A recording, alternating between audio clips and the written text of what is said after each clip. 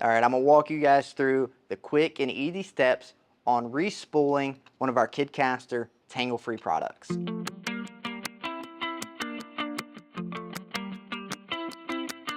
First step you're gonna do is you're gonna need to slide this plunger forward. That's there to protect the line. Once you slide that forward, I'm gonna go ahead and remove the cone here on the reel. Go ahead and set that out of the way. And then you're going to find your line of choice. We recommend 4 to 6 pound monofilament fishing line. The smaller size line is going to work a lot better on these kids' fishing combos. The next step is to get one of the threading weights that is in the compartment here on the back side of the rod. And you're going to go ahead and tie your new line to the threading weight. The knot we recommend using for this is a simple loop knot. Really easy to do.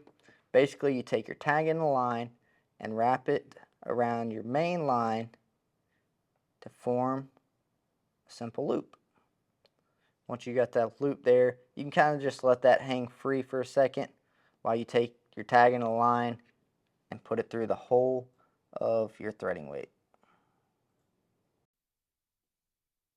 Once you put your tag in through your threading weight, simply slide your threading weight down the line, grab your loop again, and then you just take your tag in right through the middle of that loop. Get you a good bit of slack there, and then you just grab all 4 pieces of the line and cinch it down. Once I cinch that down, I go ahead and put a simple overhand knot on top of it. That kind of just cinches it in place. Once you got that, I'm going to go ahead and cut that tag end off with a pair of scissors. It's crucial to do a loop knot for this process so that loop is away from the threading weight and it's going to allow it to slide through the shaft of the rod much easier. Alright, so once you got your threading weight tied with a loop knot, you're going to insert that threading weight there at the tip of the rod. Hold it straight up and let it slide down. Simply comes out the other end. Give yourself plenty of slack so that line does not pull back through the shaft of the rod. Once it comes through, you're good to cut that threading weight off. You no longer need it. Alright, so once you have your line through the shaft of the rod down close to the reel, do not forget about the cone you took off. Take the line, run it through the cone.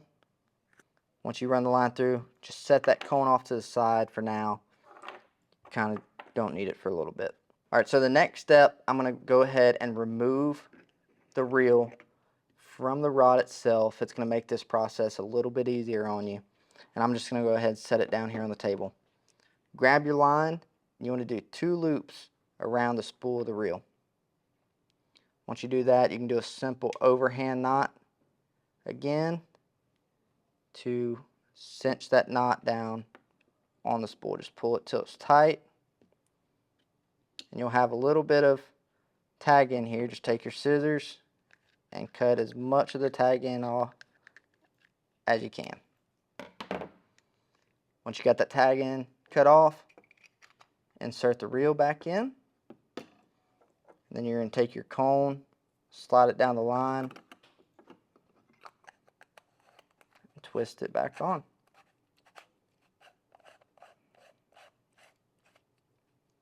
Once you have the cone on, you're going to want to apply a little bit of pressure to your main line here and start reeling.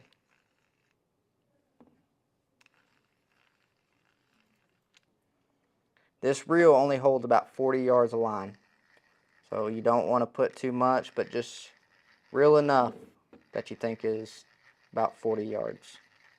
Once you got the reel completely spooled, you can check it if you want. You can simply undo the cone, look in there. If it's enough, you might be able to see if you can add a lot more. If it's too much, you can get a good idea what you need to do. Simply slide that plunger down. Once you got your reel re-spooled with some new line, you're ready to get back out there on the water.